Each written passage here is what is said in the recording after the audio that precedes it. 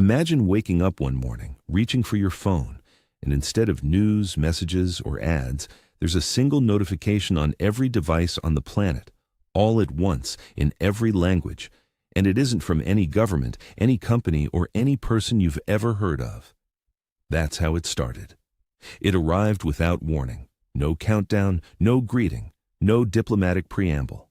Just a signal, dropped across every frequency humanity had ever used, all at the same moment.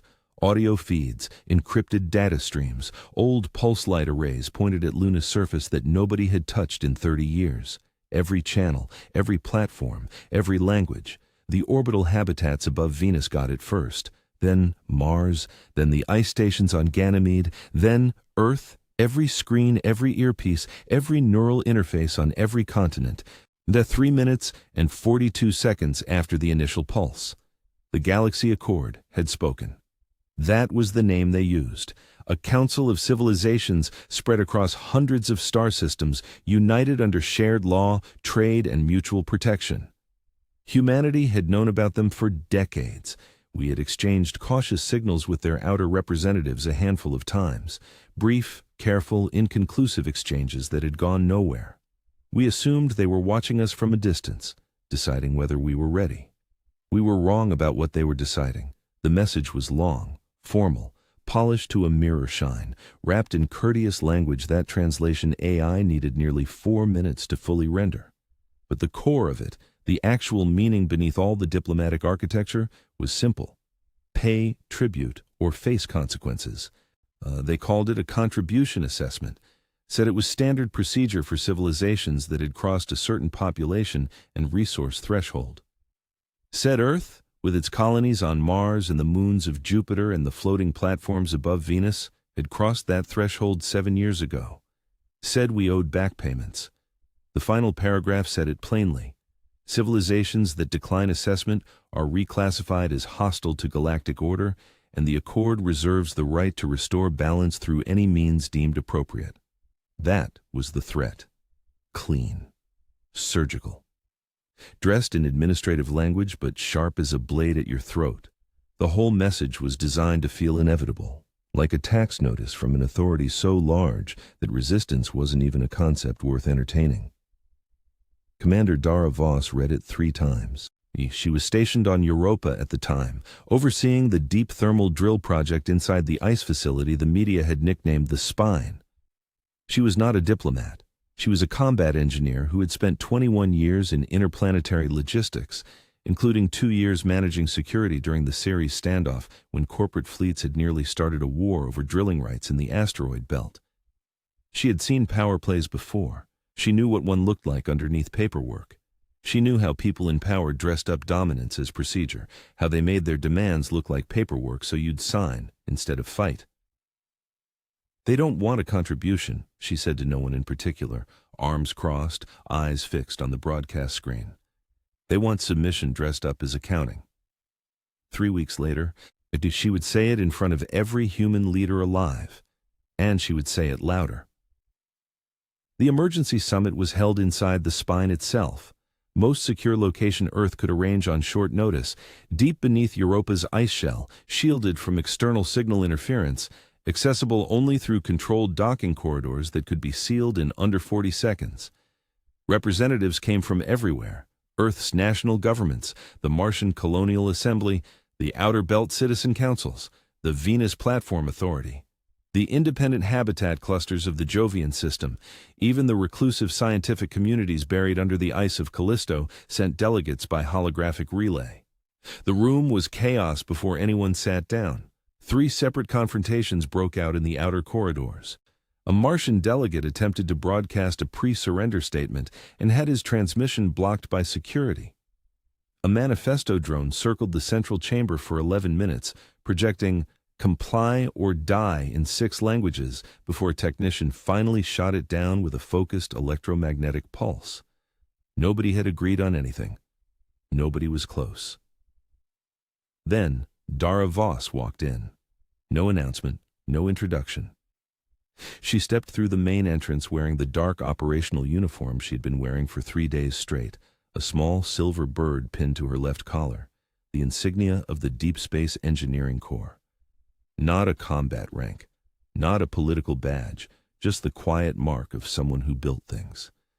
She walked toward the center platform. The chaos did not immediately stop.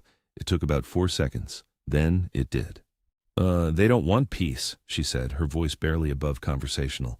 They want to own us, and they're being polite about it right now because they think we'll make it easy. The room held its silence.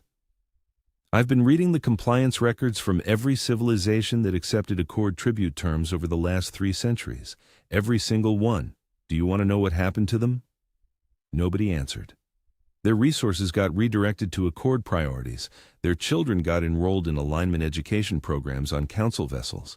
Their cultural archives got transferred to Accord-managed facilities, which means alien curators decided what parts of their history were worth keeping.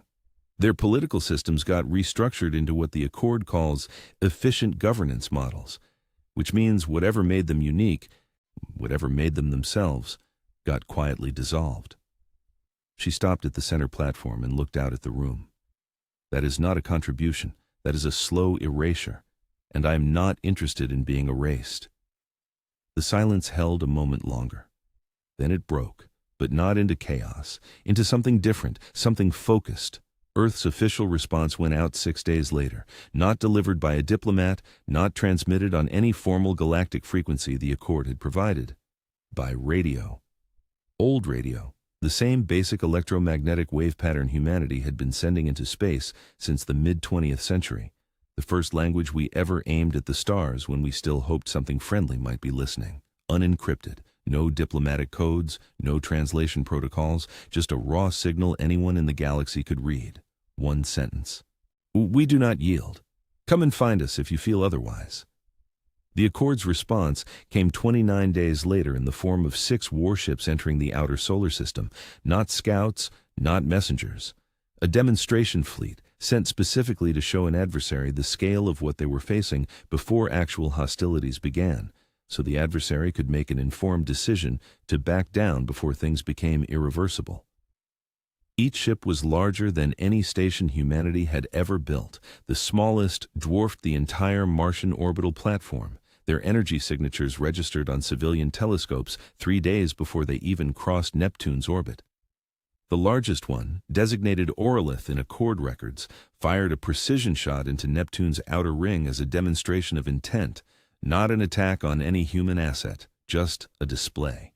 First, a carved signature in the ice and rock of the outer system, saying, "Look at what we can do from this distance and understand what we are offering you." That was when Project Ember answered. No official budget line, no public record, no approved military procurement file, no congressional authorization document. 11 years inside a compartmentalized black budget channel, funded through a web of redirected research grants and decommissioned equipment write-offs so tangled that even the people who had approved it in the early stages could no longer fully trace the money. 3 ships built with one purpose: to destroy something much larger than themselves in the shortest possible time, and then get very far away very fast. They decloaked near the orbit of Uranus. No hail, no warning, no final diplomatic message. They simply attacked.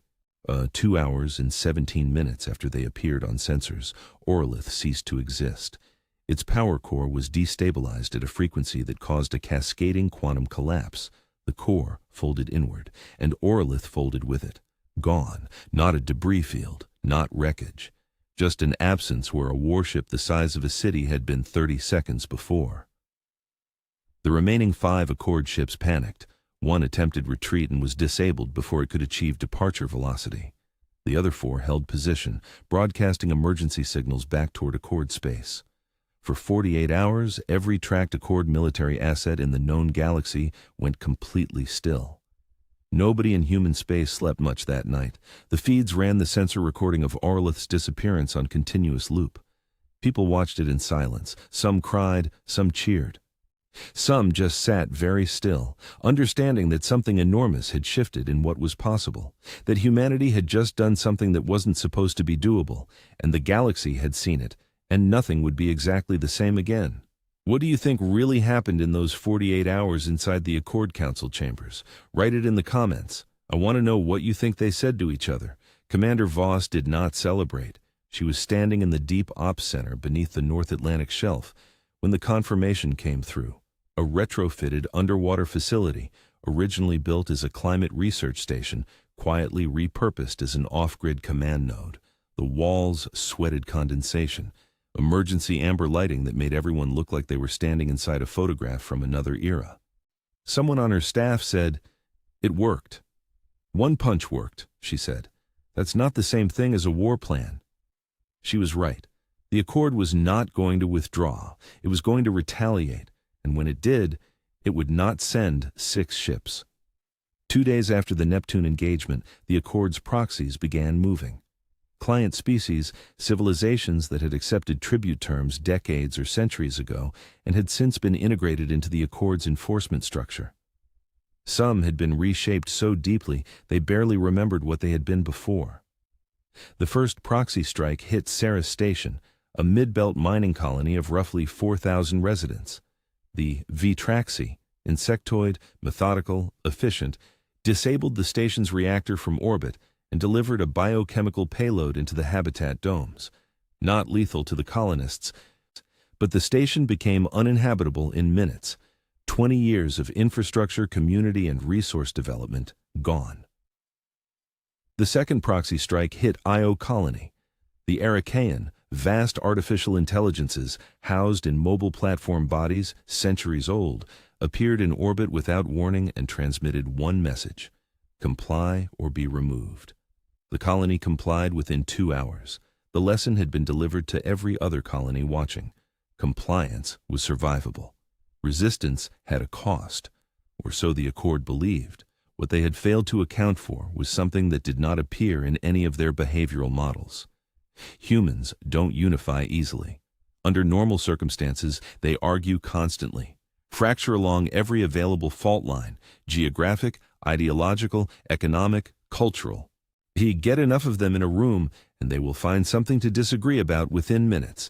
It is, historically, one of their most reliable traits, but push them hard enough in the same direction at the same time, and something different happens. Something old. Something that goes much deeper than political alignment or shared ideology. The colonies above Venus began running weapons production around the clock without being asked. The Jovian habitat clusters started drilling their civilian populations in emergency response protocols. On Earth, retired military personnel pulled equipment out of storage and showed up at local defense coordination centers. Engineers who normally argued bitterly over resource allocation started sharing everything. The Martian Colonial Assembly, which had not reached a unanimous vote on anything in 11 years, voted 23-0 to place all Mars-side assets under Unified Defense Command. Humanity did not organize for war. It became war. Quietly, quickly, without fanfare. And in a decommissioned monitoring station at the edge of Pluto's orbital path, 41 people who did not officially exist began preparing for what they all understood would be their final mission. Commander Eli Sark stood in front of them in a room so cold his breath fogged with every word. The Accord's Second Fleet is assembling along the Scutum corridor. Estimated entry velocity into the inner system in 12 days. We intercept in 9, which means we have 9 days to do as much damage as possible.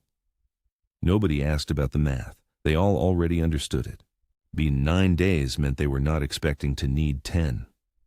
Sark did not recruit soldiers. He recruited problems, people who didn't stop when they were supposed to stop, scientists who built things that weren't sanctioned, pilots who operated in spaces no licensed flight plan had ever included, former intelligence operatives whose records had been classified so deeply they had essentially ceased to exist as legal persons. He had built them a purpose in the dark. Now he was pointing them at the largest military force humanity had ever faced. Nobody cheered, nobody complained. They nodded, checked their equipment, and got to work. Deep inside an excavated chamber in the Rocky Mountain subterranean network, Commander Voss held her second critical meeting. 10 people in the room. One Orinox observer whose species nobody had heard from in 40 years, and Dr. Sena Mara, the reason the meeting had to be held so deep underground with so much electromagnetic shielding around it. Dr. Mara had been officially dead for 9 years. Her death certificate filed, her research sealed, her name removed from every academic database she had ever contributed to. The charges against her before her alleged death had included development of unsanctioned temporal manipulation technology, unauthorized testing resulting in the structural failure of a Class C moon in the outer system, and violation of 17 separate interplanetary research ethics protocols. She sat across from Voss now, holding a cup of tea she had made herself from packets she had brought in a coat pocket, looking not remotely apologetic about any of it. You're not here for my advice," Mara said pleasantly. "You're here for the engine." "I'm here for what gives us a chance," Voss said. Mara tilted her head slightly. "Same answer." The Vex 7 engine was not a weapon in any conventional framing. It did not fire anything. It did not detonate.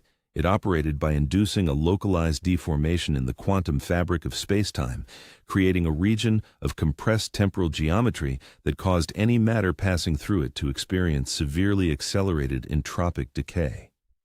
The moon destroyed in Mara's unauthorized test had not exploded.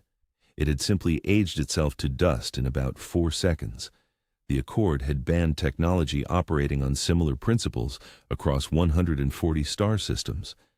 Mara had been developing a second-generation version for 6 years in a hidden lab beneath the Siberian permafrost. "How many activations before it becomes a hazard to the local stellar neighborhood?" Voss asked. 3 guaranteed clean activations. After that we are in experimental territory. The fabric stress accumulates.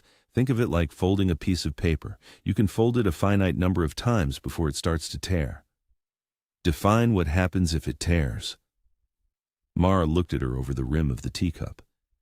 The kind of bad that gets written into warning inscriptions on asteroids for the benefit of anyone passing through this system in the next 10,000 years. Voss nodded once. "I want it operational in 8 days, Mara smiled. 7. I have been waiting for someone to finally let me use it. The Accord's second fleet came 80 days after Neptune. Not 6 ships this time. 80. Flanked by automated drone carriers and surrounded by a gravitational interference grid designed to neutralize any kinetic projectile before terminal approach. They sent no message. The fleet itself was the message. Earth's orbital defense network engaged immediately. The solar ring, a directed energy installation not scheduled for operational testing for another 18 months, was activated cold, without full calibration, and began firing. Mars took severe damage in the 3rd hour. The northern hemisphere's communication grid went dark. 3 orbital platforms were destroyed. Titan Station broadcast a distress signal and then went silent. Earth's outer shield layer was failing by hour 5. Then, the signal from the moon. The old relay base on the lunar far side, officially decommissioned 14 years earlier, suddenly came back online. It broadcast a single encoded sequence, 7 characters. Arc 7. Below the Pacific Ocean, in a trench so deep the pressure at the bottom was equivalent to being buried under 4 kilometers of solid rock, something dormant for 9 years began to wake up. A shape like a wedge of absolute dark carved from the deep. 1,200 meters long, utterly non-reflective, its surface absorbing every wavelength of electromagnetic radiation rather than scattering it. It breached the surface without a sound and entered the atmosphere without friction, its hull wrapped in a warped spatial field that displaced air rather than pushing through it. What it had was a device that could generate a localized inversion of quantum probability within a defined spatial volume. Inside that volume, the probability of any structured matter maintaining its current configuration dropped to effectively 0. The first Accord destroyer that moved to intercept Arc 7 did not explode. It did not break apart. It ceased to be ordered matter. The atoms were all still there. They simply stopped being arranged in the pattern of a destroyer and became, very quickly and very completely, an expanding cloud of disordered particles. Arc 7 fired again, and again. 7 more times. Then, the Accord's second fleet did something no military analyst in human history had ever modeled as a possibility. It retreated. In the Accord Council Chamber, a ring-shaped facility orbiting a gas giant 40 light-years from Earth, delegates argued with each other for the first time in centuries. They destroyed Orlith. Now these are not primitive organisms behaving unpredictably. These are organisms with hidden capabilities we failed to account for. They are a single civilization in one unremarkable star system. We have 300 contributing worlds. A quieter voice from the far end of the chamber. The Echelon Protocol was never supposed to be used against a species that had not already surrendered. The point of Echelon is coercion, not extermination. The being known only as the voice of order had not spoken yet. It sat completely still at the elevated center position while the argument swirled below. When it finally spoke, it said only one sentence. Humanity has chosen defiance. Let them discover what defiance costs. The word spread through backchannels and resistance networks before anyone could stop it. Human settlements hit by proxy strikes were reporting something unexpected, not more attacks, but contact. Encrypted communication channels that hadn't existed before, now humming with traffic. Project Ember had a secondary component almost nobody knew about. Voss had authorized it 7 years ago and buried it so completely that even her senior staff believed it was theoretical. It was not theoretical. Embedded deep in the outer colonies, in Accord-controlled systems, in the remnants of species that had accepted tribute decades ago, were sleeper assets, human operatives who had spent years building lives and identities in alien cultures. It was not gathering intelligence, building trust. Now they were active. The first external rebellion sparked on Thal Oros, a swamp world home to the Vari species, amphibious, deeply empathic. Under Accord tribute terms for 60 years, their children taken to alignment facilities, their history managed by non-Vari archivists. When news of ARC-7 reached their surface through a smuggled broadcast, the Vari did not wait for permission. They had no weapons, but 60 years of accumulated understanding of exactly how the Accord's administrative infrastructure worked, where the vulnerable points were, which automated systems had blind spots. Within 3 days, the Accord's administrative presence on Thal Oros had collapsed. The Vari sent a signal to every relay point they could access. 4 words in broken standard Accord language. Broadcast on the same frequency Earth had used for its original refusal. We also say no.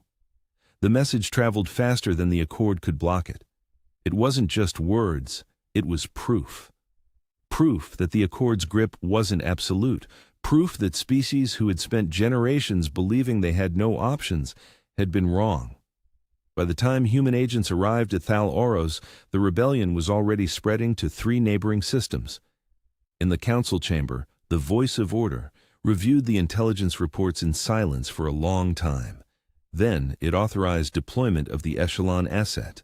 Echelon was not in any file that circulated among the Accord's general membership. Its existence was known to 7 beings in the entire galaxy, and 5 of those 7 had believed until this moment that it would never actually be used. It was the kind of weapon that exists to prevent itself from being needed. The threat of it, not the use of it. It was ancient, older than most of the Accord's current member species, built in an era so distant that the civilizations who constructed it had long since transformed into something unrecognizable or ceased to exist entirely.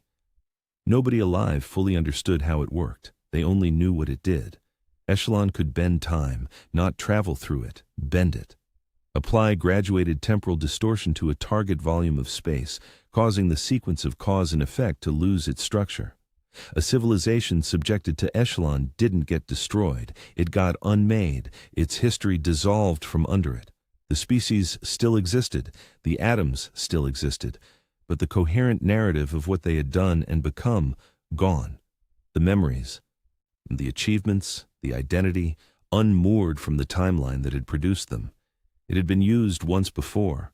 The record of that use had been erased. What remained was a single inscription on a dead rock in a system no one visited. When Echelon moves, stars forget. Voss received the intelligence report 14 hours after the voice of order gave the order. It arrived as a corrupted audio file that took her team 6 hours to reconstruct. She listened to it 3 times. Then, she walked to where Saint Amara was running calibrations on the VEX 7 engine's secondary array. "I need you to tell me something honestly," Voss said. Mara looked up. "When have I ever not been honest? Can we stop something that rewrites history?" Mara was quiet for exactly 4 seconds. Then she said, "That depends entirely on what you're willing to give up to do it." The mirror engine was Mara's answer to Echelon. Not a counter to it, not a shield, a reflection. The principle was simple in the way that the most dangerous ideas always manage to be simple. If Echelon worked by projecting temporal distortion outward at a target, then a device that intercepted that projection and reversed its vector would not stop Echelon. It would return Echelon's effect to its source. Whatever Echelon did to its target, the mirror engine would ensure that Echelon experienced instead.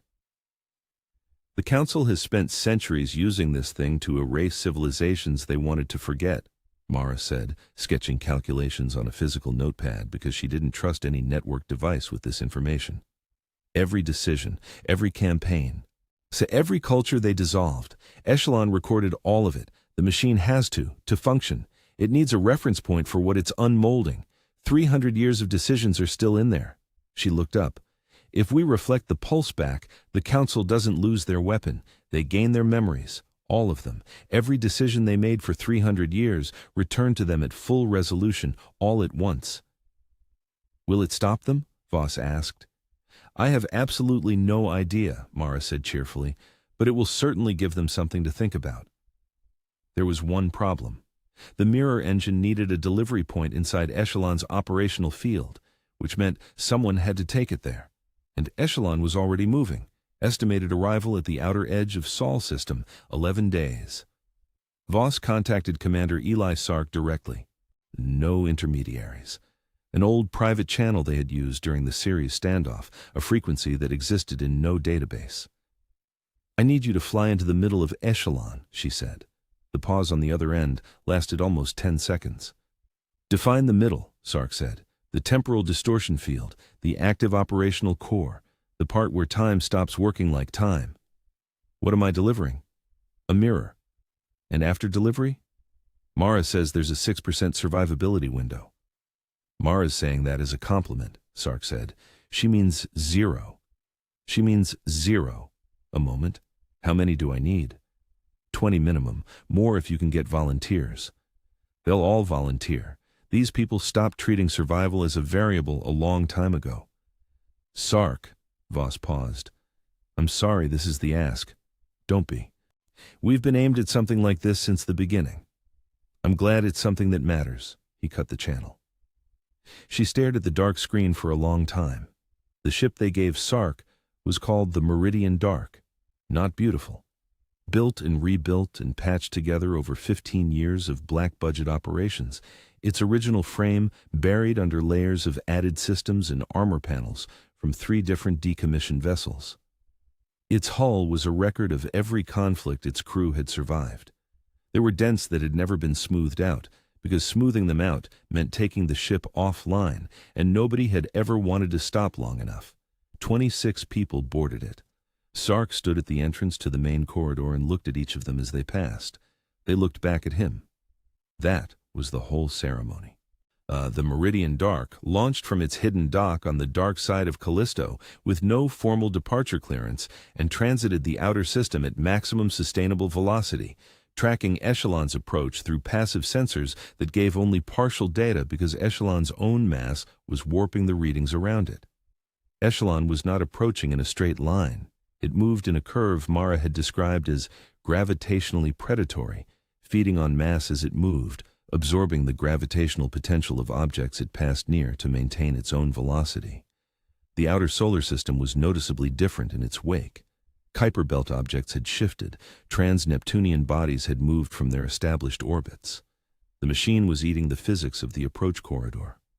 3 days into transit, the Meridian Dark crossed into the region of space where Echelon's temporal distortion field had begun to extend. Subtle at first, instrument readings slightly inconsistent, crew members occasionally speaking before the events they were responding to, had quite happened. A déjà vu that was not psychological, but physically real. then less subtle. Sark blinked and saw his own hands in two slightly different positions simultaneously. One crew member stopped in the middle of a sentence, stood completely still for 40 seconds, and then continued from where he had left off as though nothing had happened. He could not recall the 40 seconds. They simply were not there. 40% into the field, the pilot reported. Keep going, Sark said. The mirror engine was housed in the Meridian Dark's cargo section. Mara had spent 3 days integrating it with the ship's power systems, finished with 6 hours to spare, then sat on the floor of the cargo section with her back against the engine casing and her eyes closed. Sark found her there and asked if she was sleeping. Listening, she said, without opening her eyes. It hums, at a frequency that corresponds to the resonant period of... She paused. You don't want the full explanation. Probably not. It's ready. When you reach the core field boundary, I can activate it remotely from Earth, but someone needs to confirm proximity. The activation signal needs a timestamp from inside the distortion gradient to calibrate the reflection vector. I'll confirm it, Sark said. She opened her eyes then, looked at him directly. It's been an honor, he nodded. Likewise. On Earth, Voss stood in central operations, watching the screens show Echelon's position in real time. A slow-moving shape of nightmare, surrounded by a gravitational distortion field that appeared on sensors as a shimmering absence, a zone where normal physics hesitated. It had reached Saturn's orbit. Earth had 12 hours. Meridian Dark is at 70% field depth, a technician reported. Voss nodded. She did not look away from the main screen. Sark, she said quietly to no one in the room, be the impossible thing.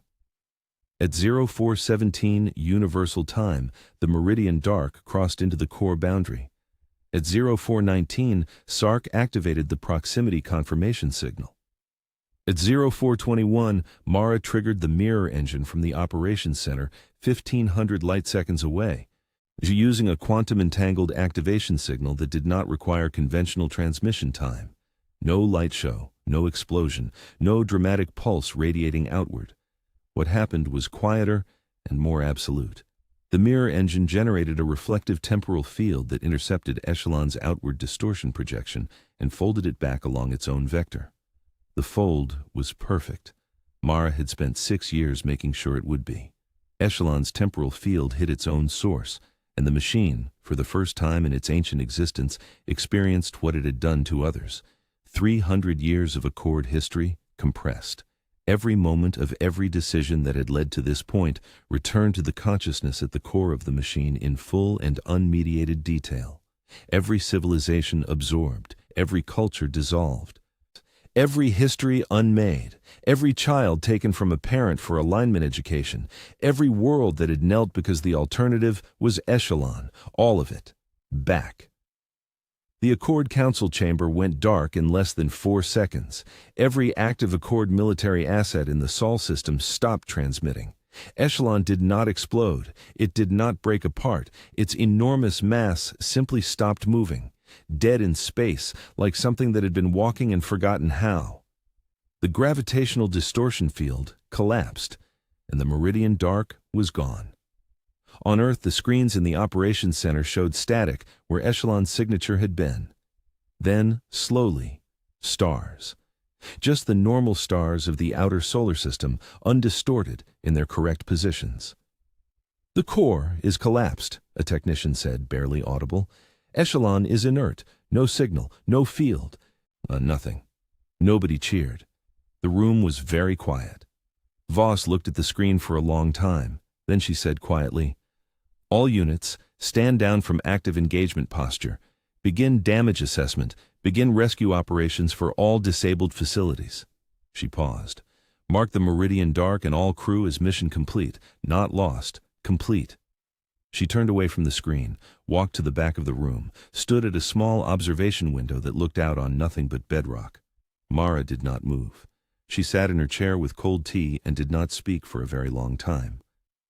Outside, in the solar system, the debris of 3 months of war drifted in silence.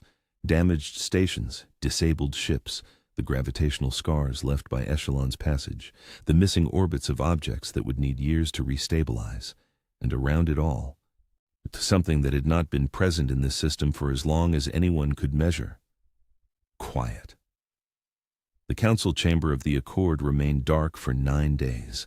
When transmissions began again from Accord space, they were not orders, not threats, not demands for compliance or declarations of intent.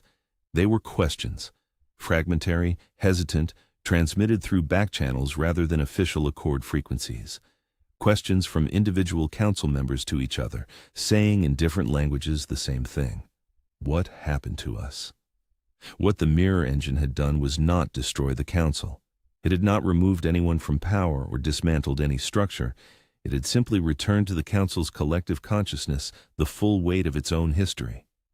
300 years of decisions made efficiently, bureaucratically, at the remove of administrative abstraction, now experienced not as policy but as event, not as records but as memory. Every civilization absorbed, every world that had knelt, felt rather than filed. Some council members submitted resignations within the first 48 hours. The Accord's enforcement fleet in the Kepler sector, 47 ships moving toward Earth as a contingency deployment, stopped in place, held position for 6 hours, and turned back.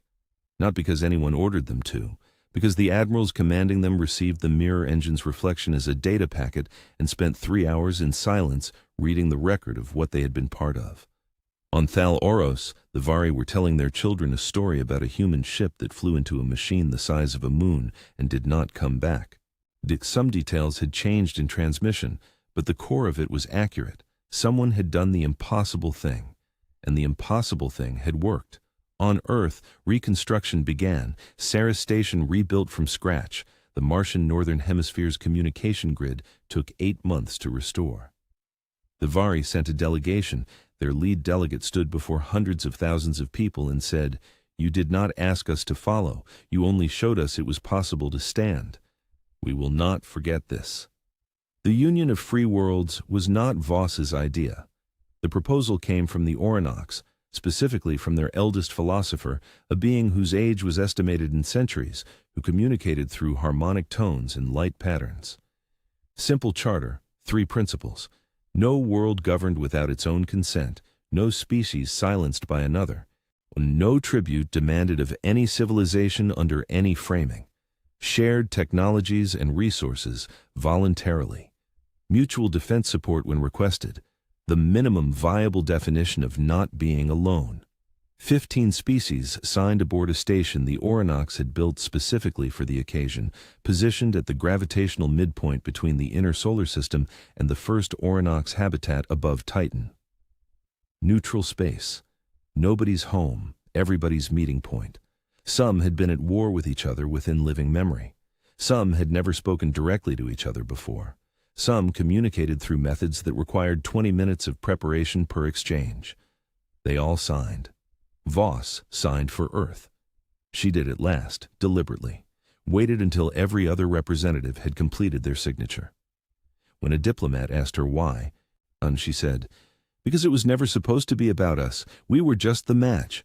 Other people had been holding the fuel for a very long time. They just needed someone to light it first." But not everyone believed in the Union. On Zarna 5, a warlord named Veliketh declared Earth a false prophet, calling the Union a second empire wearing a smiling mask. On Kairos Minor, a bomb exploded in a refugee clinic, killing 12 humans, 6 Vari, and a Merc medic. And in the deep shadow bands beyond the Thranak system, Council loyalists had begun whispering the old creeds again. The Council might have died. Its rot still lingered. Then the signal came. The echo of Commander Arakel, who had flown the delivery ship into Echelon's core and had not come back. Her voice came through unfiltered, longer this time, clearer. "If you're hearing this, I'm alive. Not in the way you remember, not flesh. I don't belong to time anymore. I belong to the wound. Echelon didn't end. It opened, and inside it I found others, not just Sark, but the forgotten, the erased, all the ones the Council buried in silence. They're still there. They remember, and they're waiting." Static, then a final line. "The war's not over. It just moved somewhere we can't follow yet, but someday we will." Voss knew Ara's voice. 30 command briefings, 6 combat operations, 1 argument about resource allocation that had lasted 4 hours and ended in mutual respect. That was Ara. Not a ghost, not a trick. Ara from somewhere inside the fold. At the largest interspecies assembly in galactic history, Voss stood before the audience with no medals, no formal uniform, only the broken earth patch from the war stitched onto her chest like a reminder of the cost. "This isn't about power," she said. "This isn't about glory. This is about the bruises the galaxy still carries. We survived the Council. We tore out the cancer. But healing takes more than cutting. The Union must not become what we hated. No flags, no forced unity. Let this be a place where disagreement is sacred, where diversity is not a threat, where no one ever kneels again unless by choice. If you want me to lead, I will. But I will not rule. I will not become the next god of the stars. I am not the voice of humanity. I am only a human voice."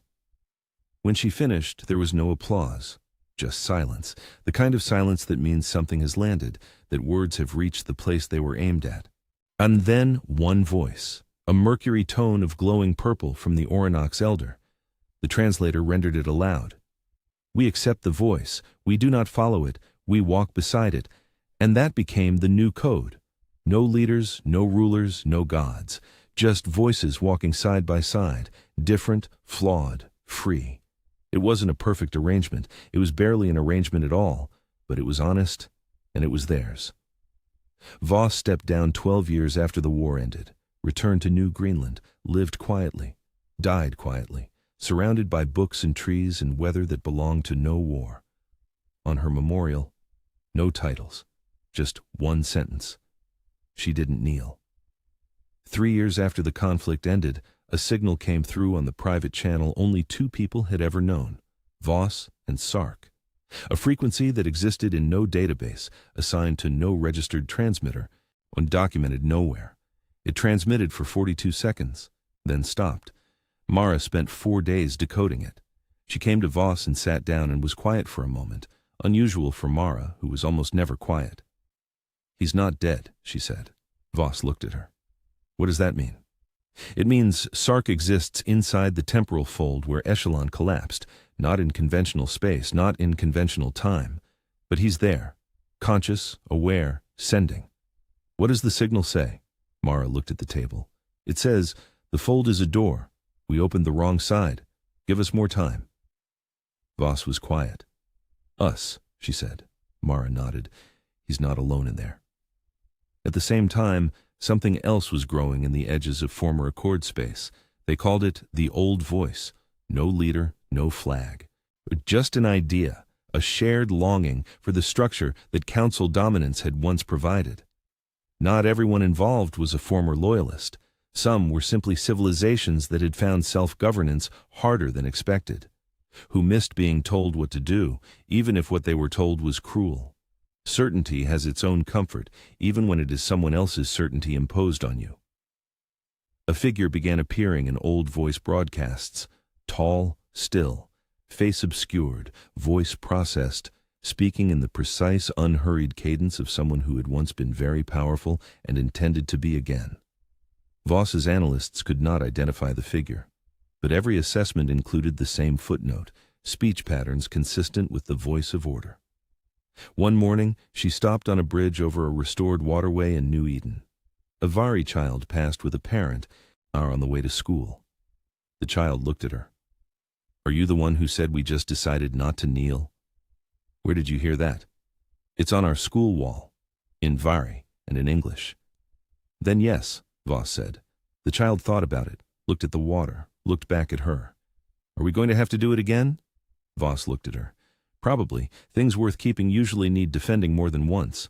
The child nodded, very seriously, and walked on. Voss watched her go. Then she opened a channel to Mara, who was somewhere past the Kuiper belt, working on what she called the obvious implications of the mirror engine's theoretical framework, building a door into folded space-time. "How close are you?" Voss asked. 6 months, maybe less. "I need 4 people with security clearances that no longer exist." "I can find 4 people." "I know. Mara's voice was steady. He's in there. He's alive. And the old voice is building something. Sark can see the temporal distortion from inside the fold. Whatever it is, it looks like Echelon's framework. Not the machine, the principle. Voss was quiet. So we need to move, she said. Yes, we do. Huh? She closed the channel, kept looking at the water.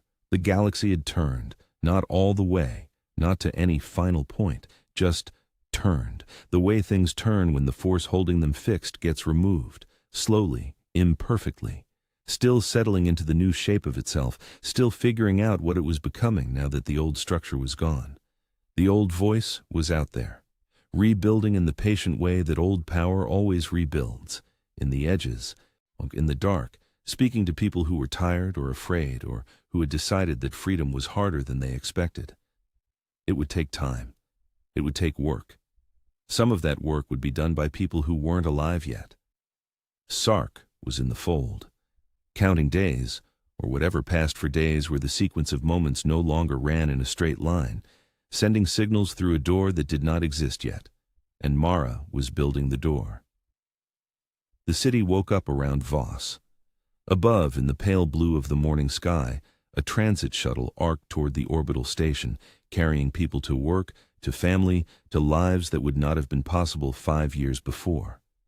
Small lives, ordinary lives, the kind of lives that only exist because someone, somewhere, decided that certain things were worth protecting. The stars were there, behind the blue. They were always there. She kept walking. This was not the end. It was where the story got harder and more worth telling. And if there was anything humanity had proven, it was that harder and more worth telling was exactly where they did their best work. In the dark, under pressure. When the cost was real and the outcome uncertain, and the only thing they knew for sure was that kneeling was not an option. That was the inheritance. What Sark bought with his disappearance, what Mara bought with 12 years of official death, what 26 people on a ship called the Meridian Dark bought with everything they had. Not a victory, not a finished war, not peace, not exactly, not yet. A galaxy still turning, a door almost finished. A story that was never going to be over. What do you think is really happening inside that fold right now? And what does the old voice build next? Write it in the comments. This universe is bigger than one story, and you decide where it goes.